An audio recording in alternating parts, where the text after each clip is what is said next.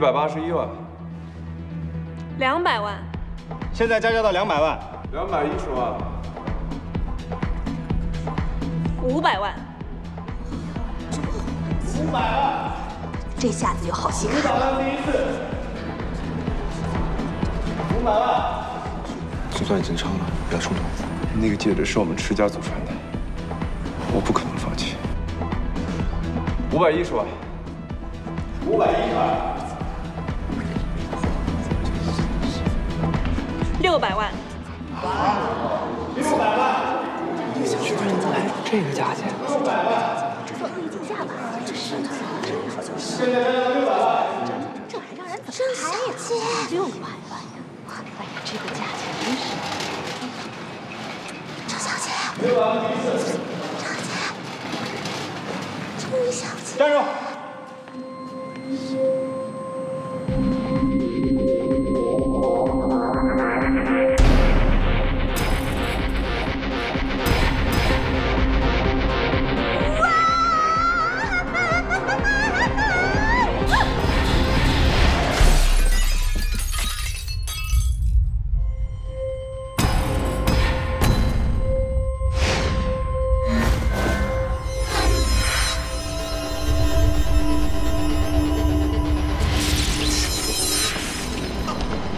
哎，石总，石总怎么了？石总，石总，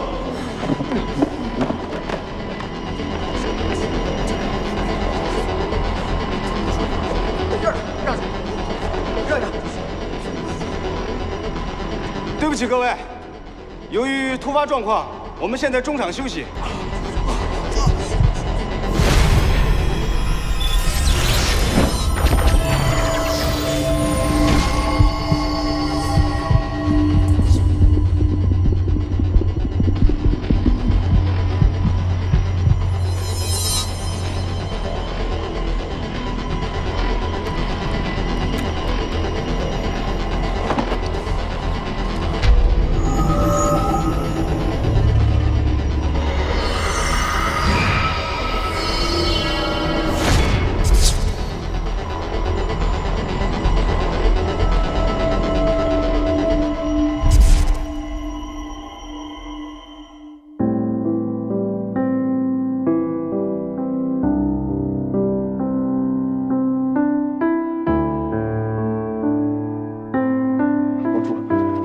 我现在不喜欢你了，你让开！我要跟你分手，我要跟你分开，你让开！宝珠，宝珠，宝珠！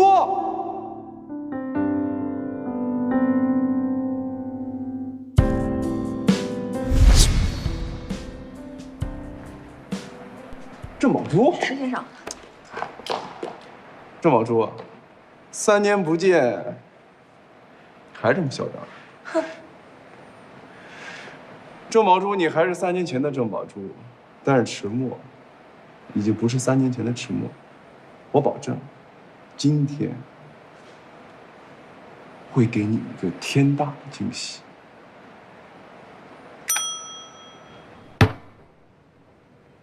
很抱歉让大家久等了，现在我们的拍卖会继续。刚才这枚陨石戒指的拍卖价是600万。 现在我们有600万开始起拍。哎，等一下，600万它没有什么挑战性。3000万，3000万起价，好不好？看来这池氏集团的财力怎么样？小觑啊！池氏现在哦，不对，不好意思，大家我错了啊。3000万也没有什么挑战性啊。5000万。5000万？怎么样？5000万第一次。 有没有？5000万第2次，还有没有要加的？郑小姐，5000万第3次，没有了吧？成交。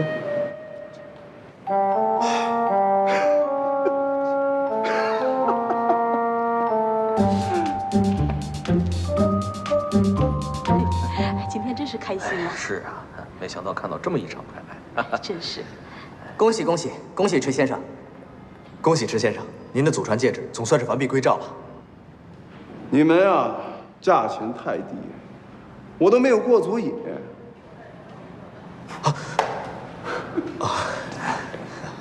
你看这池先生拿到自己祖传戒指，是啊，就这么高兴。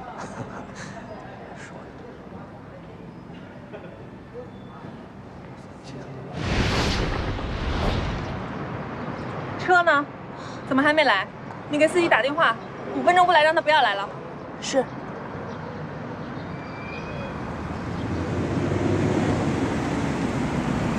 郑大小姐，等车呢？哦，对了，我这儿还有个座位，还可以再坐一个人。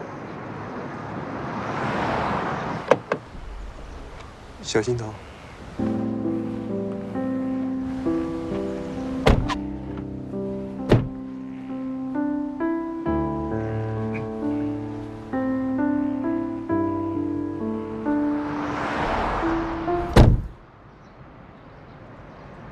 可惜不太适合前女友。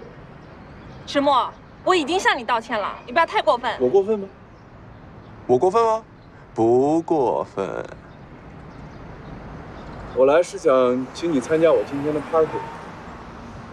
毕竟这枚戒指对于我们来说，也是有着很深刻的意义的，所以还请郑大小姐能够赏脸。对了，说不定今天我还能给你一个意外的惊喜。走。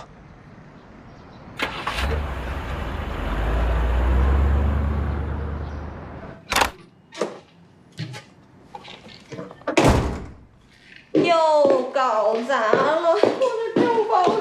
哟，这怎么了？被打劫了？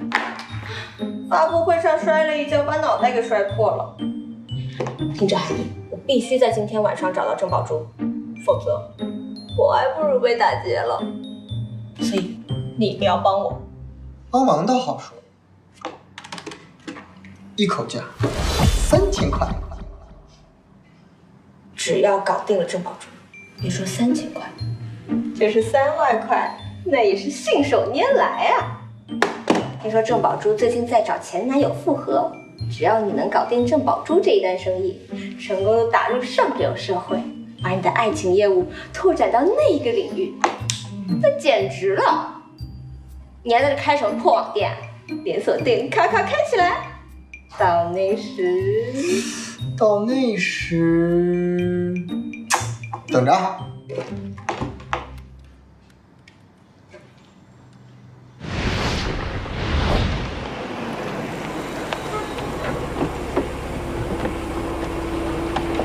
老板，你终于回来了。金秘书池墨的心腹，池氏集团总裁助理。怎么了？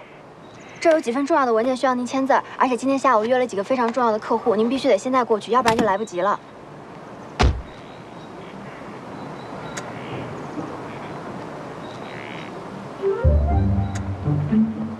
老板，金秘书啊，人生得意须尽欢。你是不是很久没谈男朋友了？今天下午把握好机会啊！哎，老板，我还没说完呢。来，金秘书，给我吧。哦，谢谢。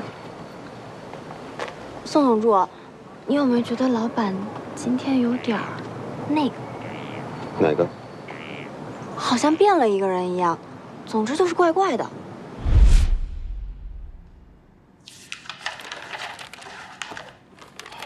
石总，要不别做了，都凌晨了。你什么时候看我拒绝过工作？东西放下，出去。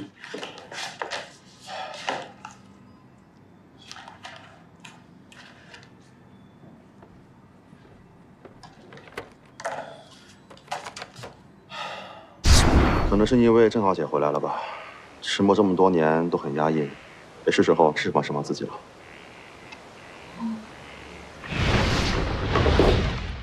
池墨不是今天刚刚拍下了一颗天价陨石钻戒吗？今天下午他会在自己的别墅里召开一个庆功舞会，他还邀请了自己的前女友郑宝珠。据小道消息，有人说他们今天可能会复合，所以很多的狗仔都已经闻风而动了。那我还能等什么？还不赶紧去！我们还差2张入场券。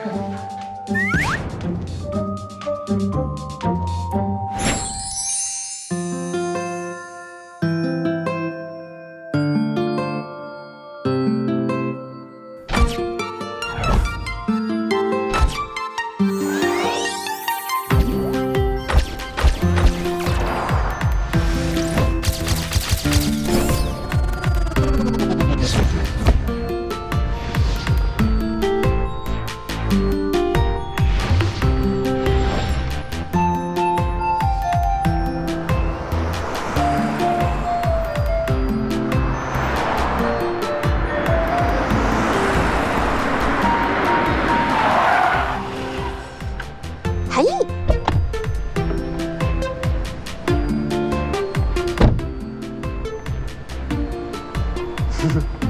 入场券呢？这就是入场券。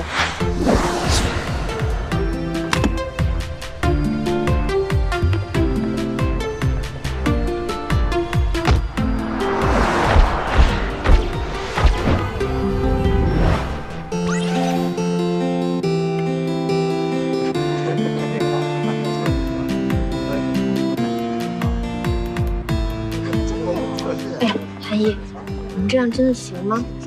万一待会儿被人赶出来，岂不是很没有面子啊？这话说的好像你本来很有面子的。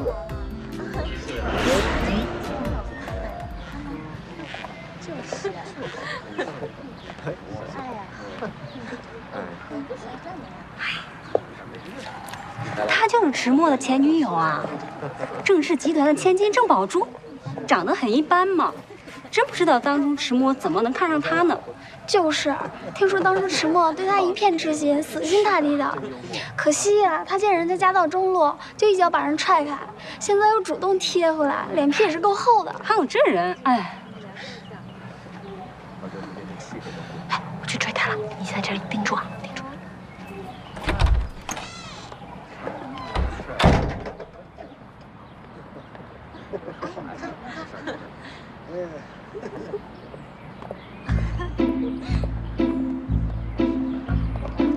哎，郑小姐，郑小姐，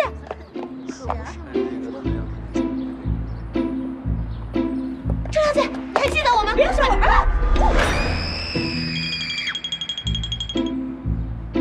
郑小姐，你没事吧？好聪明！哦。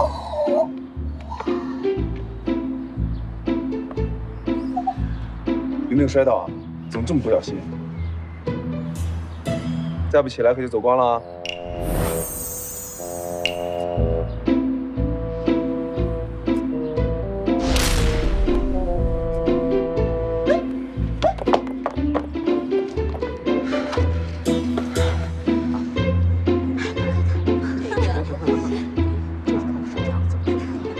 各位，今天我开舞会的目的，主要是为了庆祝我拍回我们迟家的祖传羽饰戒指。这枚戒指对于我来说有着深刻的意义，因为它是我跟我前女友的定情信物，也是一段难以忘却的回忆。所以，我一定要拍回这枚羽饰戒指，让我的前女友白跑一趟。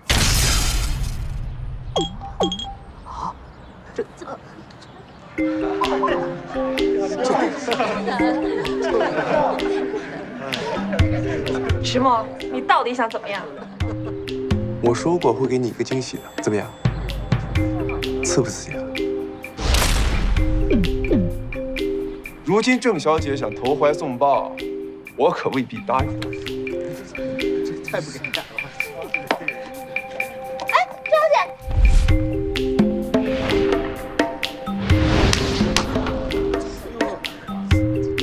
破戒指，还你！有人都戴到手上了，还不要？这真是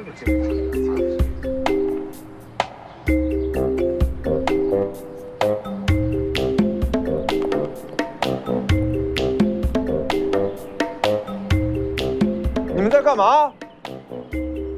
叫你们来，嗨起来啊！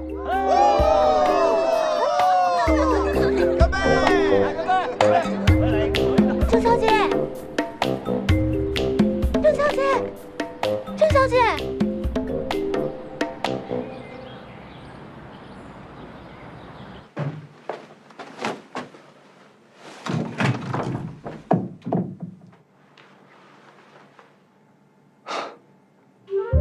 么品味啊？这是没救了。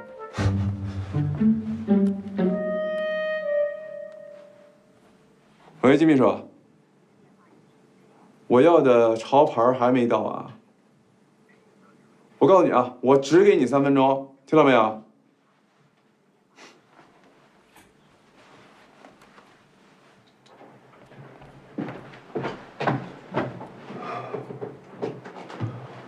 大哥，你发型都这么土啊！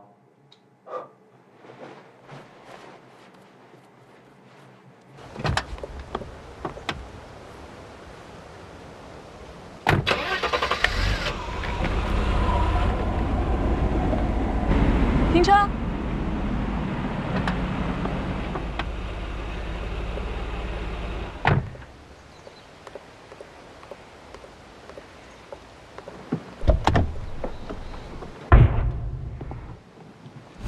迟墨的妈妈，这估计是世界上唯一镇得住迟墨的人。这枚戒指是我们迟家的祖传之物，我一直势在必得。只要是我看上的东西，不管是人或者是物，一定能够弄到手。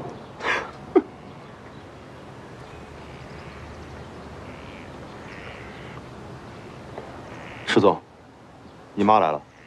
姨妈，大姨妈，每个月都会来啊。有什么大惊小怪的？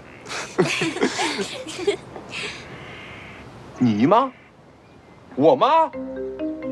总之，她不太喜欢这些东西，我觉得咱们还是收拾一下吧。哎，不是，收拾？你让我怎么收拾啊？我最害怕老太太唠叨了。表哥，这个交给你，你来帮我处理。对，我先整。拜拜。哎，等一下。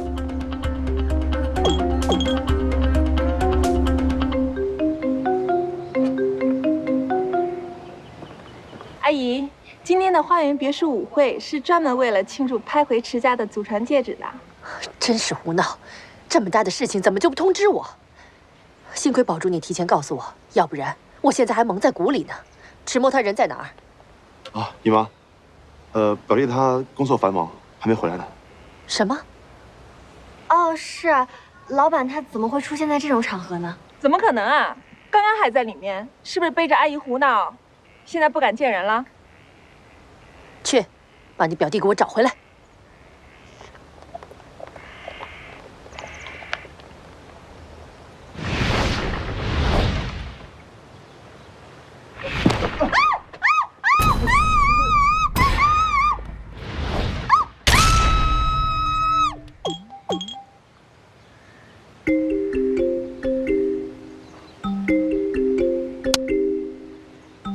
迟梦，你个坏蛋，你死变态！虽然有人顶包挨骂，听起来很爽，但是我要告诉你，我不是什么迟墨，我叫宋小小。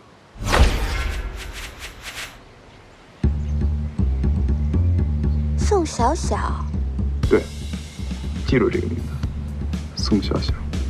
这不是我书里的男神吗？你说你叫宋小小，但是你怎么跟迟墨长得那么像啊？我可没听说过迟氏集团的总裁还有什么孪生兄弟。让开！哎，天气这么热，干嘛这么暴躁啊？你仔细看看，我跟迟墨有什么像的？好像有哪里不对。拜金女我见过，像你这么拜金的我还第一次见。虽然跟那个渣男迟墨长得一模一样，可的确不太像同一个人。难道真的是撞脸了？见别的怎么样？好像是比迟墨那个家伙好看一点。这就对了。你不是迟墨那个混蛋，那我就放心了。啊，对了，你能不能帮我个忙啊？我现在必须要出去，但是我迷路了。我从南门进来的。南门，我从来没有关心过南门这件事。那怎么办？我现在必须立刻马上找到一个人，这关乎我的前途。怎么办？你首先要找到一棵树的影子，然后让手表的时针与树的影子重合。那么6点钟的方向就是北方，相反的方向就是男方。哦，真的吗？那太好了，那我先走了。哦，对了，下次再找你道谢。等一下，这个手表送给你。如果以后再遇到迷路的事情，记得用我教你的方法。送给我？嗯。不行不行，我不能收陌生人礼物的。喂，怎么是陌生人啊？这个手表就当做咱们认识的纪念礼物，收好了。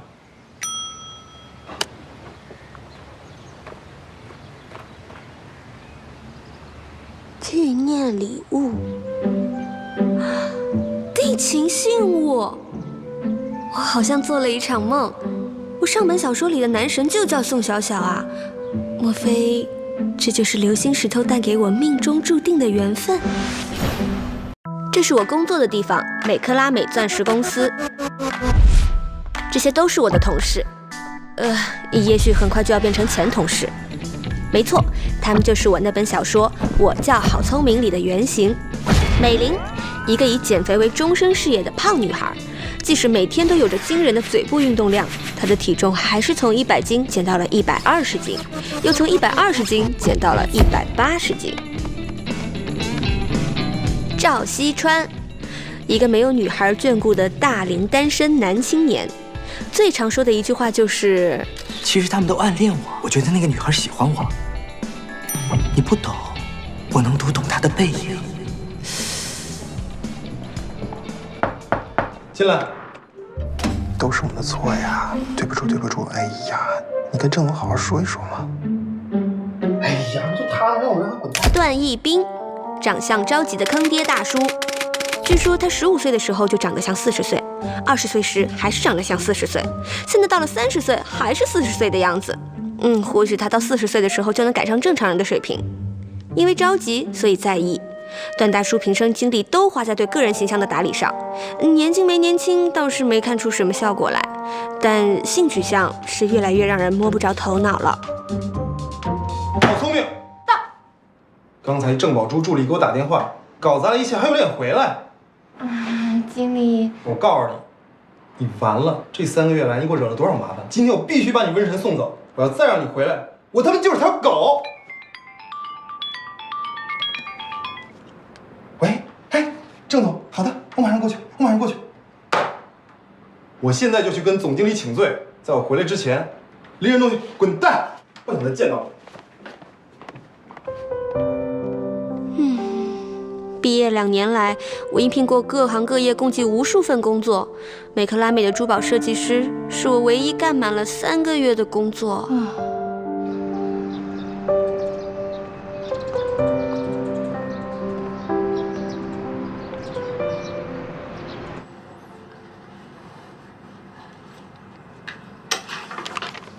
你坐吧。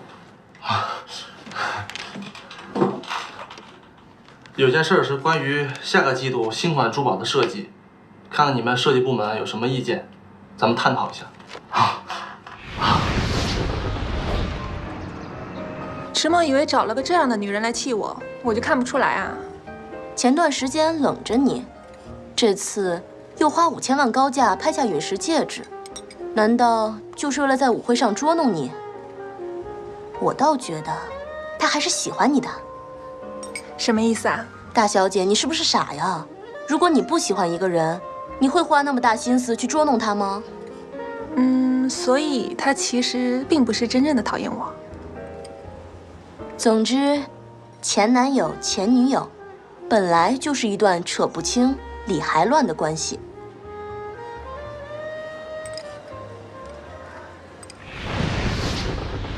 2000多年前的古老陨石钻戒重现拍卖会，并以5000万天价被陨石戒指的原主池氏集团拍回。据了解，这颗陨石钻戒之所以拍出如此高价，是因为竞拍当天郑氏集团和池氏集团之间的恶性竞价。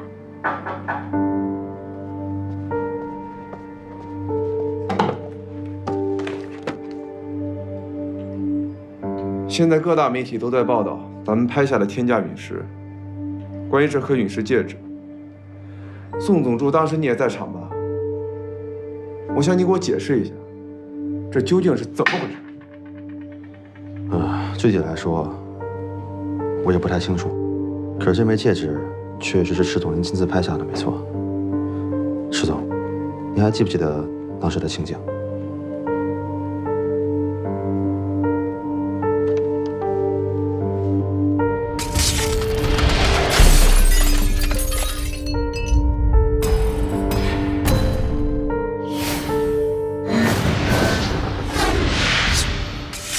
是他？我想，可能是阴血后遗症。那我丢了的这块手表也是因为淤血症？啊，宋董主，还有事吗？那个，最近姨妈有点担心，怕您工作压力大，说是不是该找个女人照顾你了？这个事儿你帮我办吧，我来安排。之前相亲不都是你帮我办的吗？就按照以前的标准，再帮我办一次。我看姨妈的意思，她挺喜欢郑宝珠的。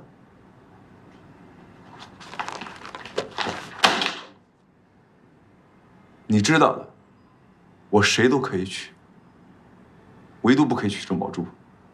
没事，你出去。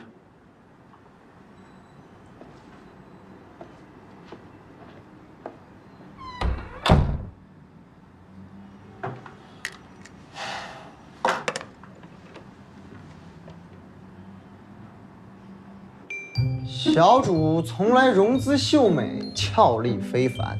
近日因诸事繁杂，身子不适，略显容颜憔悴。奴才承蒙小主恩泽多年，每每思之，倍感惆怅。适逢皇额娘刚刚从西域运来上等之辛辣食材，奴才私心想着，要是小主用来，定是极好的。不知小主意向如何？那个，中午吃炸酱面就算吧。别闹，本宫今天没心情。哎呦喂，怎么了？这是不就丢了工作吗？世界末日了？真的跟世界末日差不多了。好不容易吧，邂逅了我的天才，可是他就这样消失在了茫茫人海之中。好不容易，我喜欢的工作终于要过试用期了，偏偏出了郑宝珠这么个奇葩。等会儿，这工作咱先不提，天菜什么鬼啊？天菜，天生是我的菜，只可惜是昨天晚上邂逅的，来去匆匆，杳无影踪，只给我留下这么一块表，睹物思人。等会儿，这表我看，哎，别看，虽然我好聪明，职场失意，说不定情场得意呢。这是我男神送给我的表，万一给你看坏了，赔得起吗你？虽然我遭受了如此多的打击，但是我还是一个坚定的乐天派。这就对了嘛，就像那茶壶一样，你看人家屁股都烧红了，嘴上还吹着口哨呢。韩毅，去年我被甩的时候，是你一直陪在我的身边。别提这些了，咱们都哥们儿嘛。上个月我生病的时候，也是你陪在我的身边。应该的，应该的。现在我无依无靠了，还是你陪在我的身边。不是，聪明啊，你这是在向我表白吗？其实我这个人挺多毛病的。我就是想说，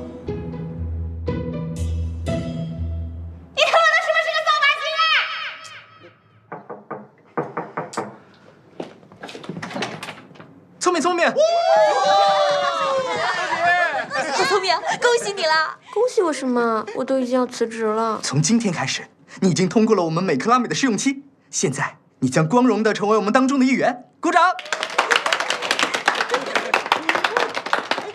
但是我没明白，我怎么就过了试用期啊？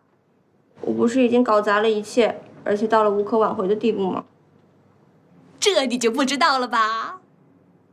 刚才我看了一下，设计的东西啊，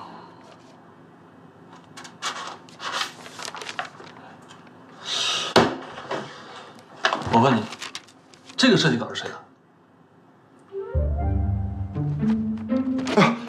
郑总，都是我的错，我就不该给他招进来，都是我的错。那确实是你的错。你身为设计部门的经理，为什么没有及时把他提拔出来呢？这是我见过的今年最具浪漫情怀的设计，他很有自己的想法。你把他叫来，我当面跟他亲自谈一下。啊！我要再让你回来，我他妈就是条狗！怎么了？我立刻就把他给叫回来，我立刻就去。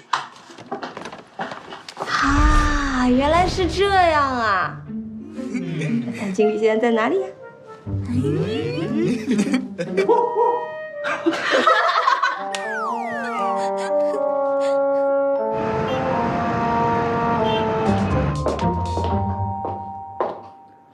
怎么样？那边怎么说？美克拉美请了新的设计师，他们放弃了跟咱们的合作。是吗？那请的新设计师是谁呢？一个菜鸟，他们的一个实习设计师，您见过，就是那个好聪明。这是我通过他们的内部渠道得到的设计稿，他设计的天蓝陨石系列，据说深得美克拉美高层的喜欢。好聪明，郑小姐，美克拉美，对，我是美克拉美设计部的好聪明，欢迎欢迎。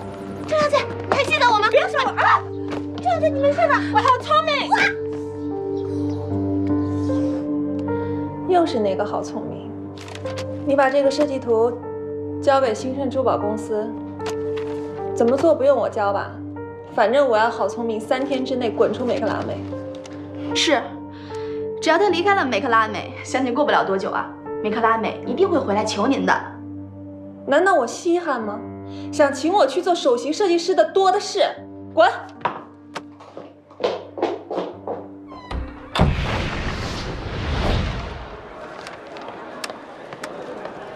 喂，美玲，聪明啊，大事不好了！你现在千万别来公司。段大帅哥今天早上收到一封律师函，说咱们公司新产品涉嫌抄袭。啊，涉嫌抄袭？我辛苦了那么多天才出来的成果，是谁两片嘴唇一碰就给我说成了抄袭啊？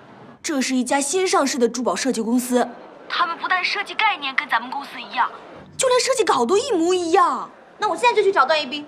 这事情哪有你想的那么简单啊？段大帅哥气的都更年期提前发作了。你要是现在来啊，就等着被他的怒火打成筛子吧。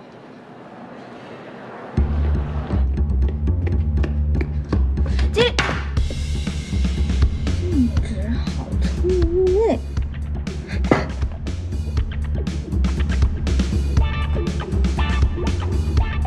你们这样做能难得倒我好聪明？说我抄袭，我自己找他们去。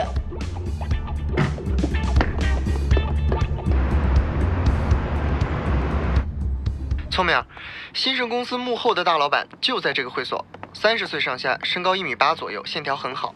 他今天穿的是经典英式剪裁灰色西装，白衬衫看不出品牌，短发梳得很整齐，还戴着墨镜。哦 ，OK， 有照片吗？有。好像有点眼熟。哎，等等。总之，人已经帮你找到了，你好自为之吧。好吧。哎，小姐您好，请问您预约了吗？我找人。我们这是私人会所，只对会员开放，而且呢，今天有客人包场，实在抱歉。哦。哎，你们那儿是不是有一个招聘启事？我记得。我是来应聘的。应聘？你？怎么不是应聘吗？你有相关的经历吗？我啊。毕业之后，因为帮朋友的忙，在涉外酒店做过服务员，接受过茶道培训。之后因为兴趣，在咖啡厅做过调酒师。再之后，在创意咖啡厅做过经理助理。行吧？听起来倒是符合我们的要求。这样吧，你去填一张入职的申请表，好吧？好。好，跟我来。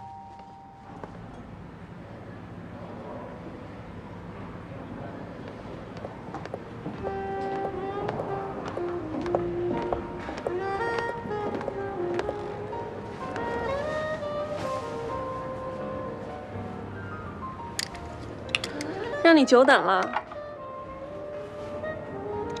怎么，看见我很勉强吗？今天我是特意为你来的。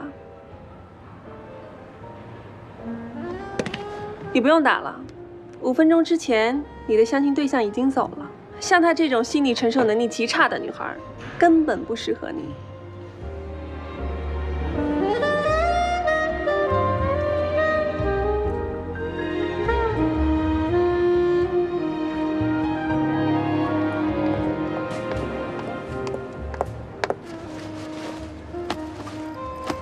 你是？我是迟墨的女朋友。女朋友？据我所知，迟墨似乎并没有女朋友。那你总该听说多年前唯一的一个前女友吧？那又怎样？前任和现任能相提并论吗？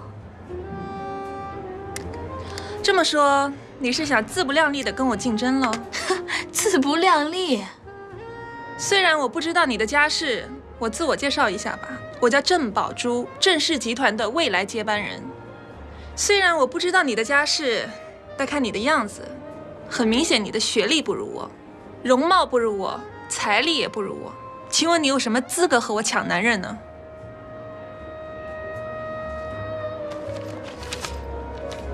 离开他，100万就是你的了。有钱了不起啊！200万，200万够吗？像你这种样子，200万应该不是个小数目吧？我想告诉你的是，别妄想高攀迟氏，这个世界上有钱人才能终成眷属的。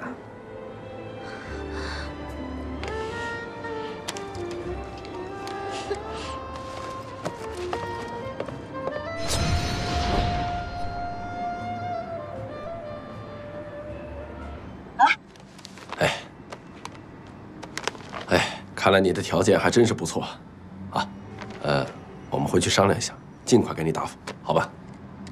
这个事情是做出来的，不是商量出来的。我这个人呢，最大的优点就是勤劳能干，我免费给你们试用，今天就试用。好，行，欢迎你加入啊！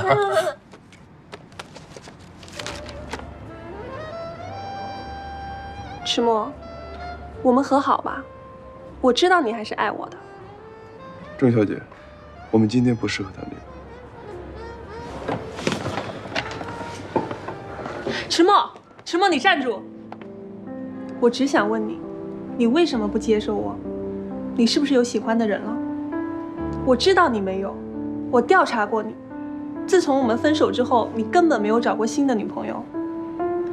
你还是爱我的，你为什么就不肯原谅我呢？迟墨啊！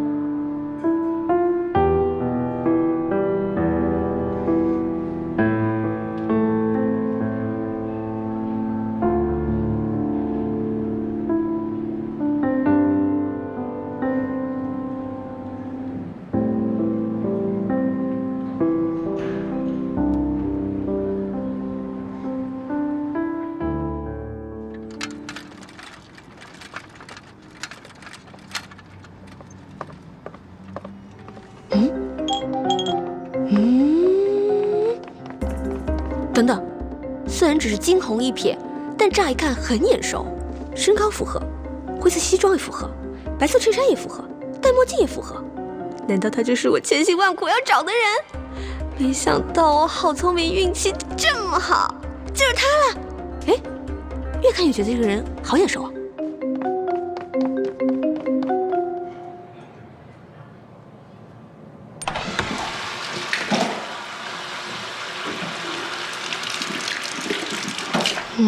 这应该就是兴盛公司幕后老板。这位先生您好，我是美克拉美钻石商场的设计师，郝聪明。啊，你放心，我是绝对没有恶意的，我只是……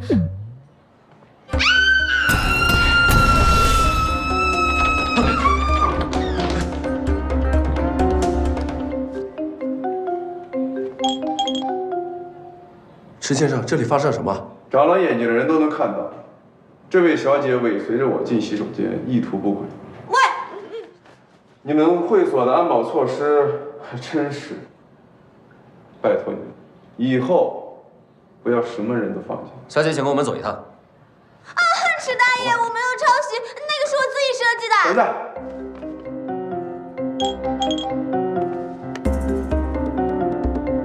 原来是你。看来你不只是个拜金女，还是个小偷。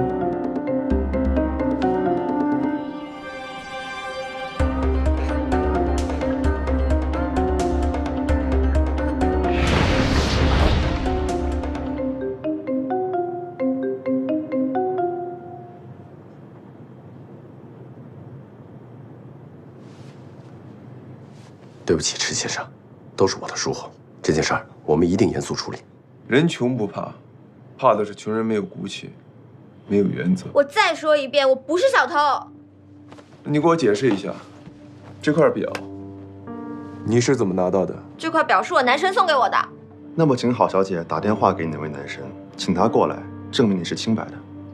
啊，糟了！那天下午光顾着花痴，怎么就没有想到留个联系方式呢？怎么，找不到人？这块表的价值，我想我们都很清楚。以郝小姐的层次，是不可能接触到能送她这块表的朋友的。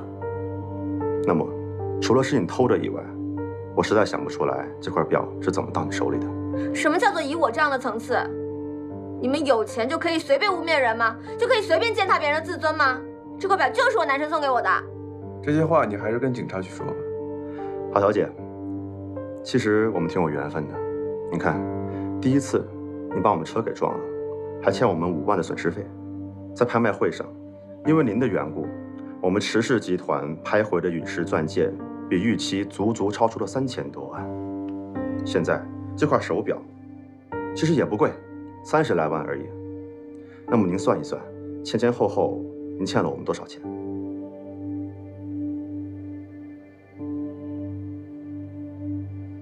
其实您年纪轻轻的，大好年华，我们也不希望你在监狱里边度过，所以您还要坚持承认这块表就是您的吗？那你们想怎么办嘛？我们不想怎么样，这个表当然是要物归原主的。还有，就是麻烦郝小姐帮我们签一个欠条。放开我！我还有话没说完呢！池墨，你大爷的！我好聪明发誓，今天你给我的羞辱，我一定会还回来的！把它收好。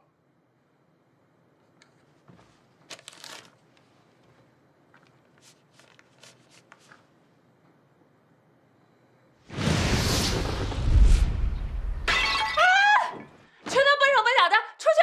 是。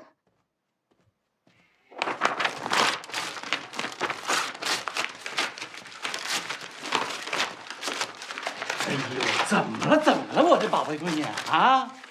当初是你啊，说你不喜欢他，跟他分手的。不，现在何必又发这么大脾气？这是。当初还不是因为你，不用你管。不是。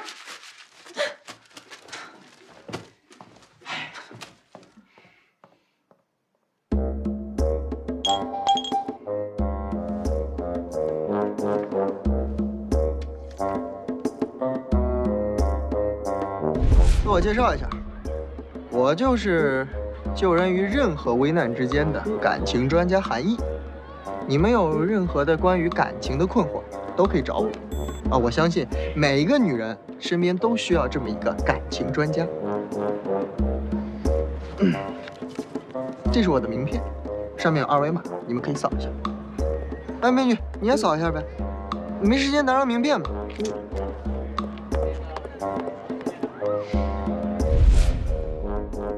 对了，那个爱情专家，我对我女朋友那么好，可她为什么不珍惜我？韩老师，我不想活了，我要为她而死。如果我没记错的话，这应该是你第8次拍我店里的单子，你的8次恋爱，每一次你都犯贱，而且还是一次又一次的犯贱。什么时候你不犯贱了，女人就来喽。吗？没错，我就是迷倒万千少女心的爱情专家。请问您是？多少钱包你1个月？大姐，你误会了，我只卖艺不卖身。我不用你的身体，我只要你的脑子。韩毅，你为什么不告诉我抄袭我设计稿的兴盛公司老板也是石墨？啊？不是，等会儿，我是真不知道。我要知道，我肯定告诉你的。难道迟氏集团又进军珠宝业了？哎，不对，那天下午迟墨拍下的那颗天价陨石戒指，我好像在哪儿见过。在哪儿啊？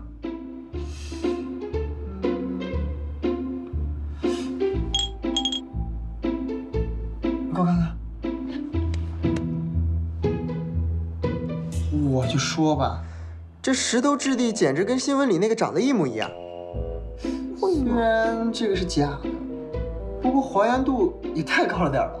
哎，韩毅，凭什么他的是真的，我的就是假的？我告诉你，这个是我看流星雨的时候亲手捡的流星石头，我自己做的戒托，好不好？啊，好。你让我再仔细看看啊。看就看，随便看，反正我连北漂都快当不下去。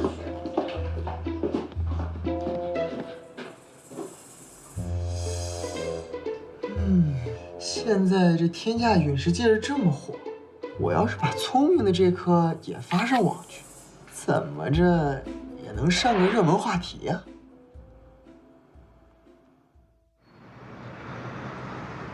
29日，迟氏集团总裁迟墨以5000万的天价拍下一颗极品陨石钻戒。据知情人士介绍，这颗陨石钻戒是迟氏的祖传之宝，近日来一亮相就引起了公众的广泛关注。然而罕见的是，近日微博上有网友晒出另一颗陨石钻戒，居然与天价陨石钻戒有极高的相似度。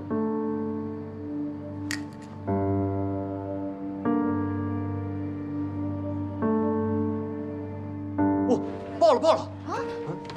美克拉美新人设计师出恶意抄袭事件了。哇！是我们新盛公司，咱们新盛这一次可出名了。哼，因为抄袭事件出名，这可不是什么光彩的事儿。说起这个郑总监，他是咱们集团老板的前任，那他怎么还来我们这个小小的分公司呢？谁知道呢？郑小姐，请。大家安静一下啊！从今天开始，郑宝珠小姐就是我们新盛珠宝公司的设计总监了，大家热烈欢迎！郑小姐，因为最近抄袭事件对我们公司造成了很大的影响，您给大家讲两句，鼓鼓劲儿。啊，我没什么好说的。我们郑小姐做事一向雷厉风行，放心，这件事郑小姐一定会给总经理一个满意的处理方案。好。大家继续工作。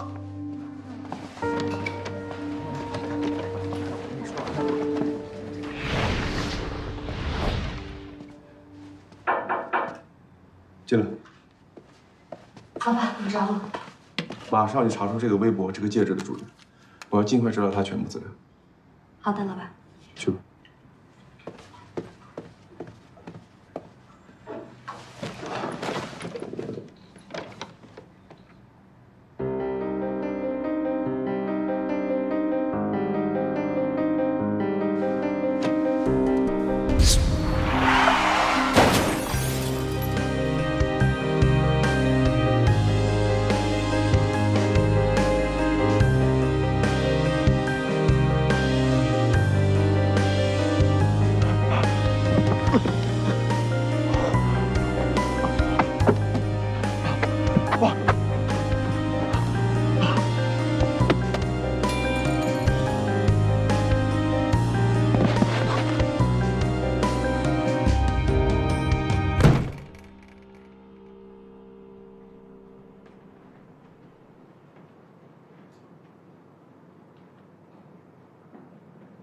3年了，调查了3年的事儿，终于有了线索。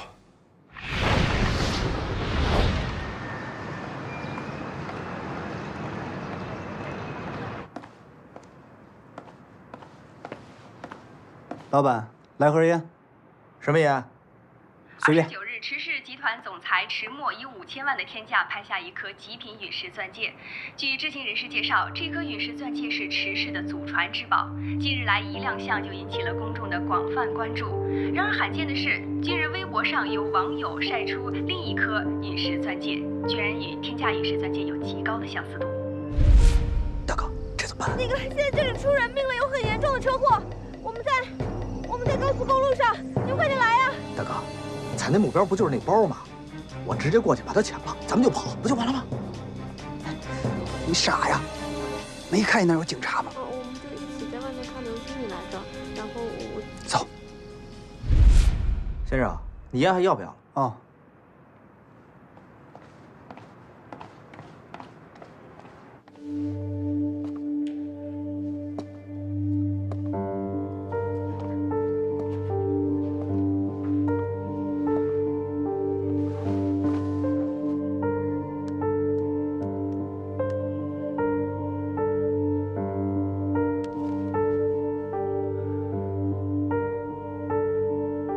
喂，老大，我找到那枚戒指了。什么戒指？什么戒指？老大，你记得3年前那场车祸老鬼手上的那枚陨石戒指吗？我终于找到它了。3年了，它终于浮出水面了。当年你们清理车祸现场不干净，我要的公文包和那个烧焦的陨石戒指同时消失。现在这陨石戒指出现了，你知道这对我意味着什么吗？当然。那个拿着陨石戒指的人，很可能就是那个拿着公文包的人。老大，你放心，我会不惜一切代价找到他。 3年前，他随大学的天文社团一起到郊外去看流星雨，回来的时候的确路过当年的车祸现场。据说那枚戒指也是在当时找到的。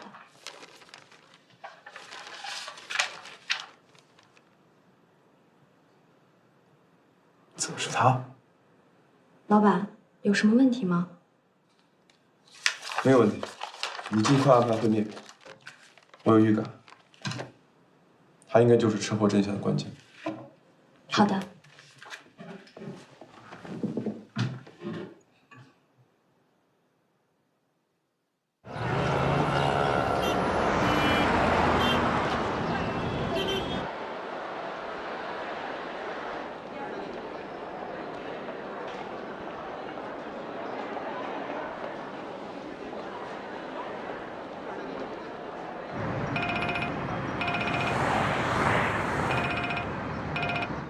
喂，好的，老板，人找到了。哼，这个死韩毅，帮我的微博涨粉，还非得让我买件衣服做答谢，买什么好呢？哎，这件，哎，这个应该挺便宜吧？你好。 啊，小姐你好，这件多少钱？这件是我们当季的新品，暂时没有折扣，售价599元。那谢谢啊。哎，等一下，小姐，您今天非常幸运，是我们第99位顾客。我们今天店里搞活动，您将享受我们的免单机会。免单？这么小概率的事情都被我碰上了，证明老天还是叫我不要放弃。你等一下。 哎，韩毅，你快帮我查查今天是什么日子，我找大运了。刚刚我被商场做了第99名顾客免单了，我待会儿要去买一张彩票，说不定可以中。那帮我包起来吧。好。啊，小姐，不过我们的免单顾客要帮我们填一份反馈调查。好。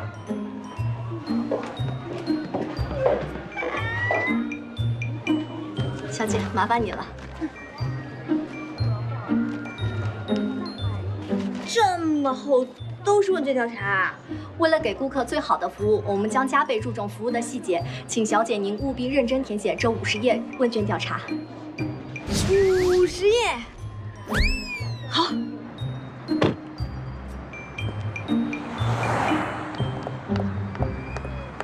老板不用着急，我听店员说他那50页的问卷还没有填完呢。为了区区500块钱，竟然把自己一下午的时间浪费在那儿。这个拜金女拜起金来，真是挺贵。走。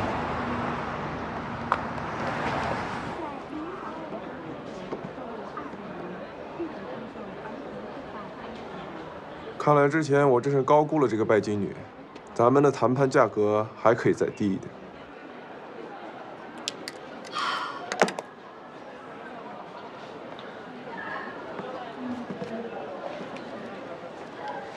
好小姐，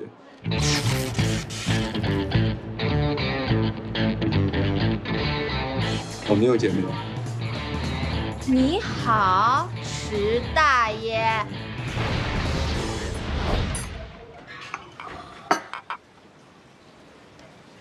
郝小姐，你想洗刷自己抄袭的罪名吗？那还用说？把这份合约签了。关于陨石系列抄袭的事情，我们公司不打算再追究。可我打算追究。你不想听我把话说完？你不用说，我知道你要说什么。池墨、池总、池大爷，我知道你是兴盛公司幕后的大老板，你不会因为我即将揭开你们的抄袭丑闻，你就害怕了，你就上门来求我了。你放心，我是不会停止网络呼吁的，因为我不会因为那一丁点的利益就出卖我自己作为设计师的尊严。我要让所有珠宝行业的人都知道池氏集团的抄袭丑闻。你池氏集团的老总池墨是行业的败类。郝小姐，一丁点利益，老板，要不要我追上去跟他解释一下？天价陨石系列钻戒的项目负责人和随意填写数目的支票，这无论如何都不算是一丁点利益吧？不用着急，他一定会回来再求我。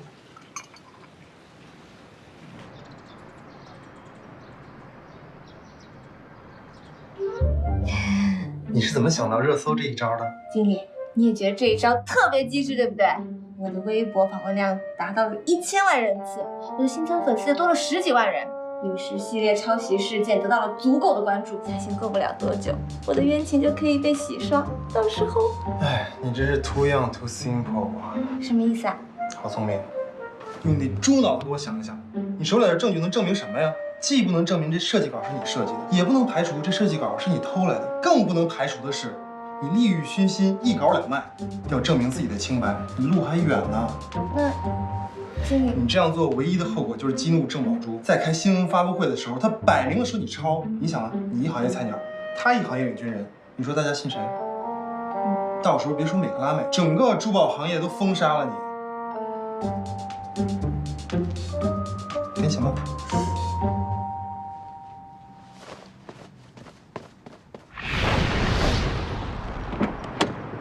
郑小姐，可不可以给我3分钟的时间？我想跟你聊一聊陨石系列。没什么可聊的，我们现在要去发布会现场，请你让开。但是郑小姐，我真的不是抄袭者，我是清白的。郑小姐，我们都是做设计的，你肯定知道这个发布会一旦召开，对我有多严重的后果。这是郑小姐的原稿设计，请你看一下，死也死得明白。好了，废什么话，走。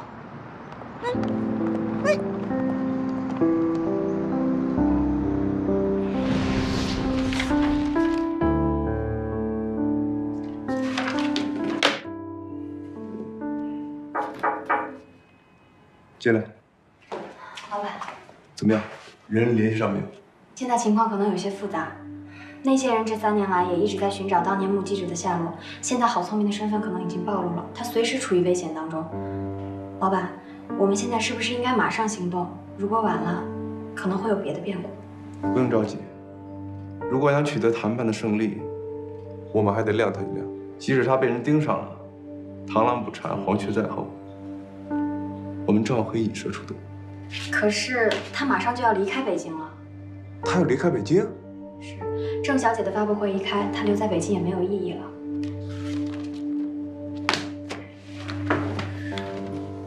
他如果离开北京的话，我们唯一的线索就断了。得想个办法让他留下来。金秘书，你去安排一下，提前见面的时间，再谈一谈合约问题。好的，老板。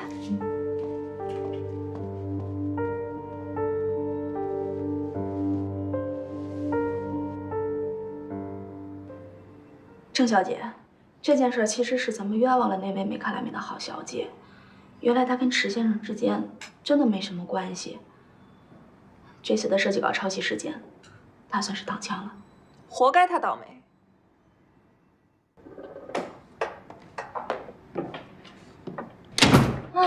想不到我好聪明，在北京奋斗了这么久，最后还是要落得个声名狼藉、滚回老家的下场。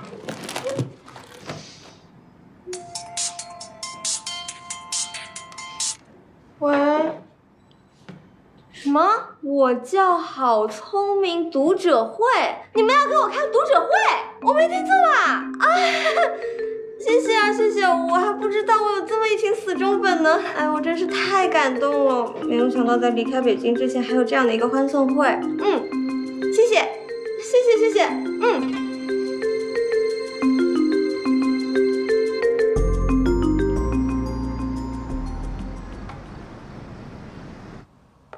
老板，这是今天晚上读者见面会的地址和入场券。入场者必须得拿着他的小说《我叫好聪明》，并且得出示网络 ID。我已经给您注册了一个。读者见面会，一个不入流的网络小说作家，那有什么不成？老板，不管怎么样，这是一个不错的见面机会，不是吗？好，那继续给我安排。今天晚上我会去见他，记得别出什么差错。是的，老板。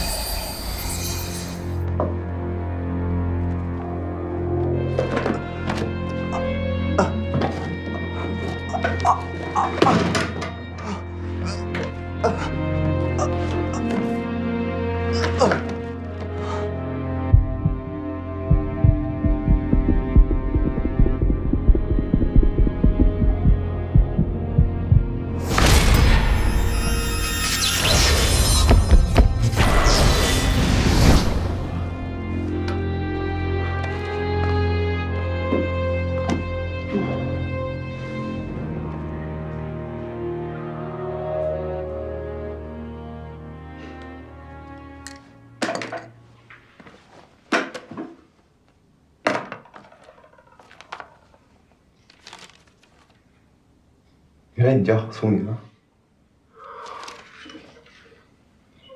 读者见面会。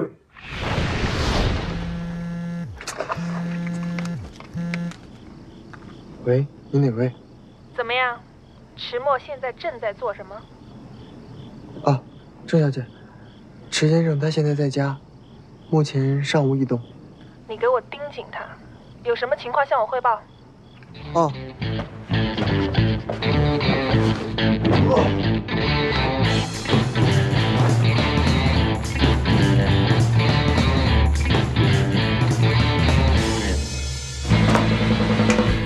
迟墨有情况。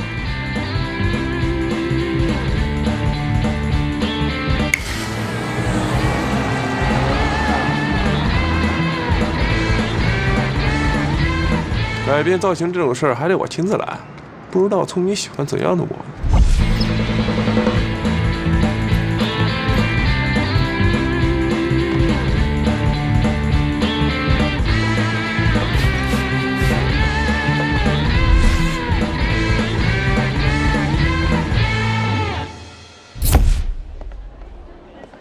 迟墨，迟氏集团老板，画风不对啊。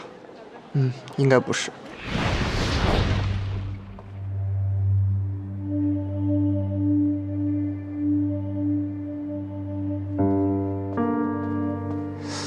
迟氏集团的老板。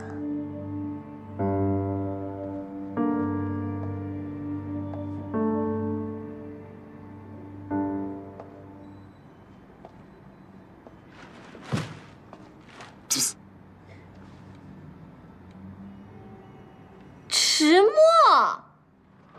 才几天不见啊，不认识我了？你，我来给你点提示：一个浪漫的下午，一个浪漫的别墅，还有一个浪漫的定情手表。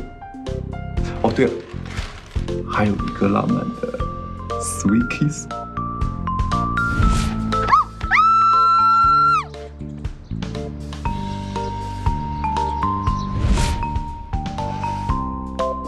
是我的天才，你是宋小小，我们又见面了。可是宋小小，你为什么会在这里啊？我为什么不能来这儿啊？我是来参加你的读者会的，我可是你的粉丝哟。谢谢。想不到你也是我的读者啊，真是太有缘分了。缘分真的是太重要了。我叫宋小小，你书里一直在追寻的人也叫宋小小。命中注定，我就是你一直追寻的人。命中注定要追寻的那个人，该不会给我发短信的也是他吧？一直暗恋着我，关注我的一举一动。想不到我还有这么一个死忠粉呐！不过，好像也是今晚唯一的一个死忠粉了。哎，聪明，死忠粉不在多，有一个就够了。而且，我会永远做你的读者。这算表白吗？作为一个设计师，我简直是失败透顶，工作没了，名声也坏了。作为一个作家，你说我的读者粉丝会竟然只有一个粉丝，为什么我所有的愿望都不能实现啊？哎，聪明啊！我有一个朋友，可能是电影看多了吧？你知道他梦想是什么吗？什么？职业杀手。后来呢？后来他圆梦了，嗯，去屠宰场杀猪。真的圆梦？其实啊，我是想告诉你，如果上帝为你关上了一扇门，也许不一定他为你开几扇窗，但是你要记得，烟囱一直为你敞开着。再说了，下水道也能通向光明的哟。明明长得那么像，可是怎么做人就那么不同呢？你又在想那个池大爷啊？哎，我听你这么说，他祸害你够深啊！简直一言难尽。你不知道，他简直他不但抢走了你送我的手表，他还污蔑我是个小偷，他还逼我签下的那个默许我的欠条，说我欠他3000万。如果可以，我希望我永远不要再见到他。你手表怎么又回到你手上了？这是同款，很多的，并不是那一块。哦，好吧。来，我们喝一杯，干杯！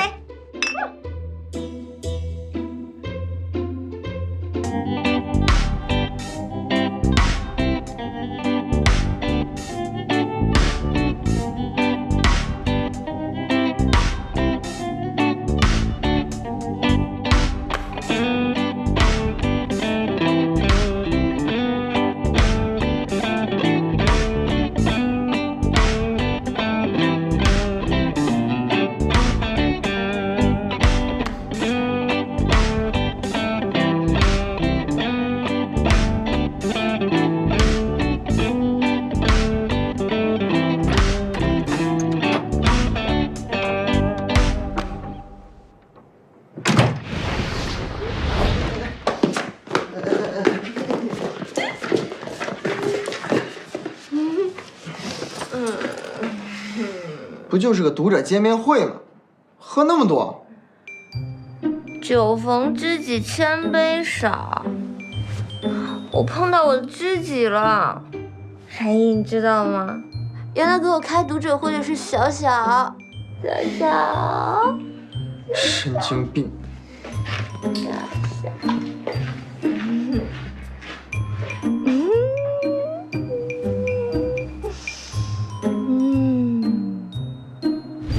哎，聪明，死忠粉不在多，有一个就够了。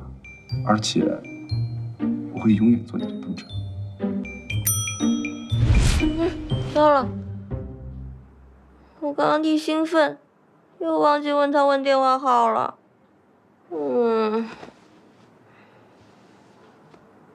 不对，他给我发过一个短信的。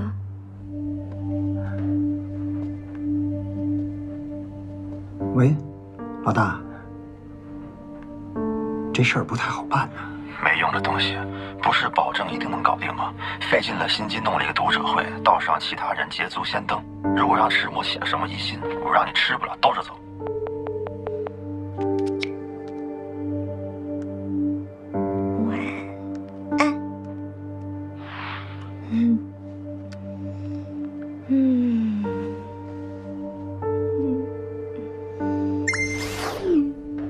喂，老大，他给我回信息了。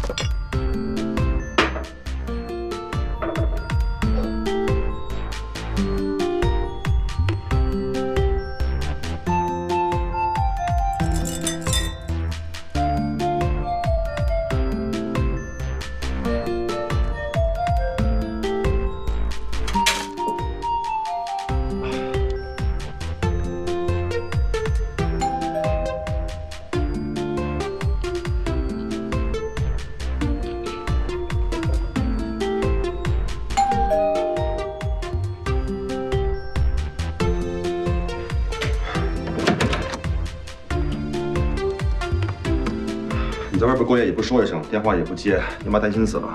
要不是金秘书告诉我，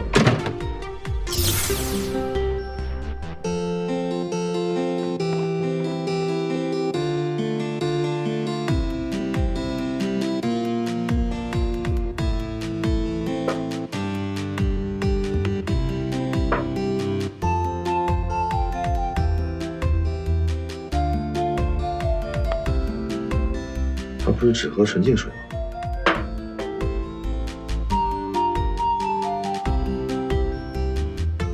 昨天晚上到底发生了什么？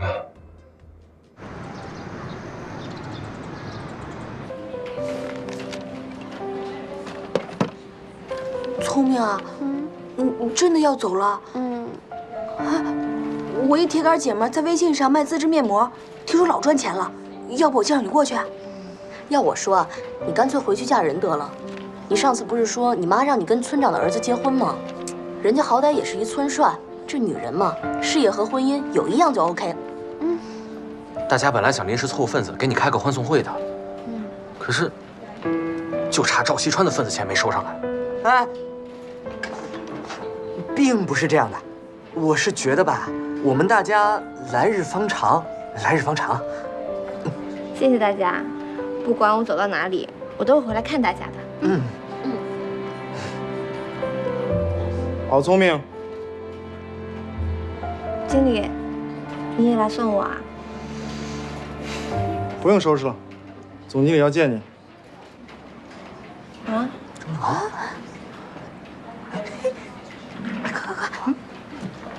哇，是呢，不用走了吧？啊，是不是有转机啊？太好了！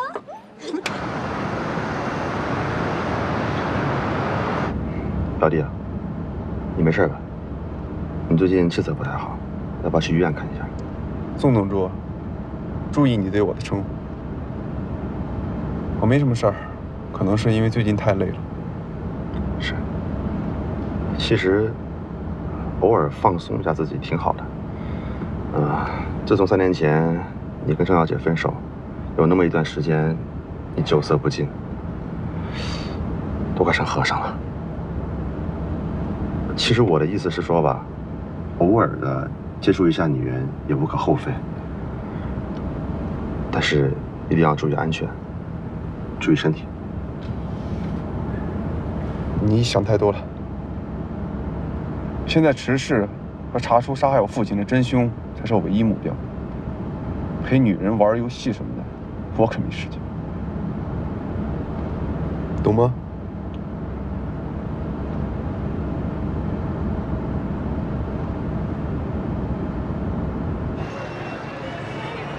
设计师好聪明，究竟是谁这么厉害，居然能把抄袭事件给压下来？聪明啊，那你工作岂不是保住了啊？相信不久以后啊，你的冤屈就会洗清了。不行，我一定给你好好庆祝一番。哎，各位，听我说，今天晚上我们大家一起给好聪明庆祝一下，好不好？谢谢大家，今天晚上我请大家吃饭。干杯！谢谢大家，谢谢大家，我的工作终于算是保住了。这真是太好了！吃起来，不要客气啊！哎，看，豪车！村明，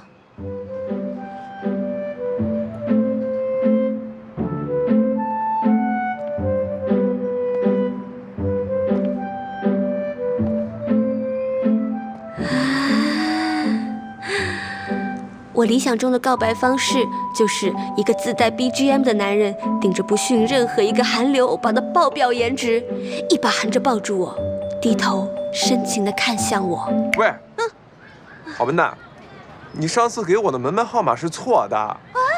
他不会是你男朋友吧？哎呀，不是，不要乱说。我怎么觉得他这么眼熟呢？他不就是池氏集团的池总吗？对啊。难不成你俩已经……哎，不是，他不是池总，他是我的一个读者，他叫宋小小。哦，撞脸啊，难怪。不过他跟池总长得好像啊，是吗？尤其是这五官。哎，不对，好像比池总还要帅呢。小小，今天你过来干什么呀？我今天过来是要跟你宣布一件事情。我已经想好了，我要跟你在一起。不行！为什么？